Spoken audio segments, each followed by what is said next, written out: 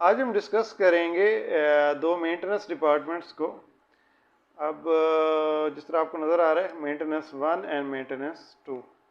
اچھا اس میں آج ہم کیا دیکھیں گے کہ مینٹننس 1 ڈپارٹمنٹ جو ہے اس میں 20 مینٹننس پیپل ہیں، لیکن اس میں کوئی بھی پلانر یا اسکیجولر نہیں ہے اور ایک سپروائزر ہے. ٹھیک ہے، تو یہ بیسکلی جو مینٹننس 1 ڈپارٹمنٹ ہے یہ ریئیکٹیو موڈ میں آپریٹ کر رہا ہے. اس میں کوئی پلاننگ نہیں ہو رہی، کوئی اسکیجولنگ جابس کی نہیں ہو رہی. مینٹننس پلاننگ اسکیجولنگ بالکل زیرو ہے اس میں. تو یہ ریئیکٹیو موڈ میں آپریٹ کر رہا ہے. تو 20 مینٹننس پیپل ہیں، ایک سپروائزر ہے. تو اس میں جو رینچ ٹائم ہے آپ کا، وہ آپ کا جو ایسٹیمیٹڈ رینچ ٹائم ہے وہ 30% ہے. تو رینچ ٹائم بیسکلی کیا ہوتا ہے؟ رینچ ٹائم یہ ہوتا ہے کہ جو ایکچوئل ٹائم ہے جس میں کام ہو رہا ہوتا ہے. لیٹس سے اگر آپ کا کوئی بھی مینٹننس پرسن ہے تو وہ 8 گھنٹے کی شفٹ میں ایکچولی کتنے گھنٹے کام کر رہا ہوتا ہے. کیونکہ آپ کو پتہ ہے بہت سارے ڈیلیز ہوتے ہیں، جسٹ لائک بریکس ہوتی ہیں ڈفرینٹس، پھر آپ مشین کا ویٹ کر رہے ہوتے ہیں، پارٹس کا ویٹ کر رہے ہوتے ہیں. مینٹننس ایکٹیویٹی کے دوران آپ کو کچھ پارٹس کی ضرورت ہوتی ہے، اس میں آپ جا رہے ہوتے ہیں، اس کو فیچ کر کے لا رہے ہوتے ہیں. تو کہنے کا مطلب یہ ہے کہ کافی ساری ڈیلیز آتی ہیں جب آپ مینٹننس پرفارم کر رہے ہوتے ہیں. تو آپ کا جو مینٹننس پرسن ہے وہ 8 آورس کی شفٹ میں ایکچوئل کتنے آورس کام کر رہا ہے، تو وہ بیسکلی آپ کا رینچ ٹائم ہوتا ہے. تو نارملی جب آپ ریئیکٹیو موڈ میں مینٹننس آپ کی ہوتی ہے، جو رینچ ٹائم ایسٹیمیٹڈ ہوتا ہے وہ آپ کا لیٹ سے 30% ہے آپ کا. تو اب آپ کیا کرتے ہیں، پروڈکٹیو ورک آورز آپ نے نکالنے ہیں. جو ملٹیپلائی مینٹننس پیپل، یہ آپ کے 20 مینٹننس پیپل ہیں.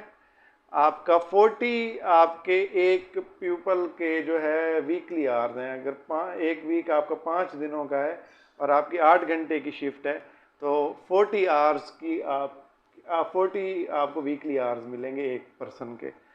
تو اور یہ 0.3 آپ کا 30% رینچ ٹائم ہے، تو آپ نے ملٹیپلائی کر دیا 0.3 سے. تو جو آپ کے پاس پروڈکٹیو ورک آورز نکلے ہیں that are 240 main hours per week. تو 240 مین آورز پر ویک آپ کو ملے. اب ہم سیکنڈ مینٹننس ڈپارٹمنٹ کی بات کرتے ہیں. سیکنڈ مینٹننس ڈپارٹمنٹ بیسکلی آپ کا پرویکٹیو رسپیکٹ سے چل رہا ہے. وہاں پہ آپ کے پاس 18 مینٹننس پیپل ہیں، 2 پلانرز اینڈ اسکیجولرز ہیں آپ کے پاس، ایک سپروائزر ہے آپ کے پاس.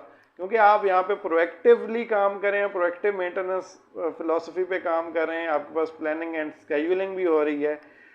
تو آپ کا جو رینچ ٹائم ہے دیٹ از 55%. جو آپ کا رینچ ٹائم ہے دیٹ از ناٹ 30%، 55%. تو رینچ ٹائم آپ کا 55% ہے. اب آپ یہاں پہ پروڈکٹیو ورک آورز اگر نکالیں گے اپنے، تو پروڈکٹیو ورک آورز یہاں پہ 18 مینٹننس پیپل ہیں آپ کے، 40 آپ کے ویکلی ایک پرسن کے جو ورک آورز بنتے ہیں وہ 40 ہیں. 5 days کی شفٹ ہے، 8 گھنٹے ڈیلی کے، یہ 40 آپ کے ہو گئے. اور جو آپ کا رینچ ٹائم ہے وہ 55% ہے، تو آپ 0.55 سے ملٹیپلائی کریں گے. تو then you come up with a productive work hours of 396 main hours per week. اب آپ یہاں پہ ڈفرینس دیکھیں کہ مینٹننس 1 میں آپ کی کوئی پلاننگ اسکیجولنگ نہیں ہو رہی، رینچ ٹائم آپ کو 30% ہے، 20 آپ کے پاس مینٹننس پیپل ہیں. مینٹننس 2 ڈپارٹمنٹ میں آپ کو 18 مینٹننس پیپل ہیں، پلاننگ اسکیجولنگ آپ کی ہو رہی ہے، رینچ ٹائم آپ کا انکریز ہو گیا اینڈ آپ کو 396 مین آورز پر ویک مل رہے ہیں. تو اگر آپ properly planning and scheduling introduce کرتے ہیں اپنے پلانٹ پہ، اور آپ کی اچھی پلاننگ اینڈ اسکیجولنگ ہو رہی ہے آپ کے پلانٹ پہ، تو سیم کیس میں یہاں پہ دیکھیں 21 ٹوٹل ورک فورس ہے، یہاں پہ بھی 21 ٹوٹل ورک فورس ہے. لیکن مینٹننس 2 کیس میں آپ کے پاس 65% انکریز ان ریسورسز آ گیا ہے.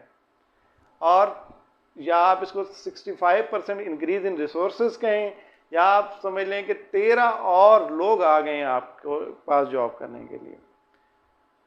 تو یہاں پہ دیکھیں 240 مین آورز ہیں پر ویک، اور یہاں پہ 396 مین آورز پر ویک ہیں.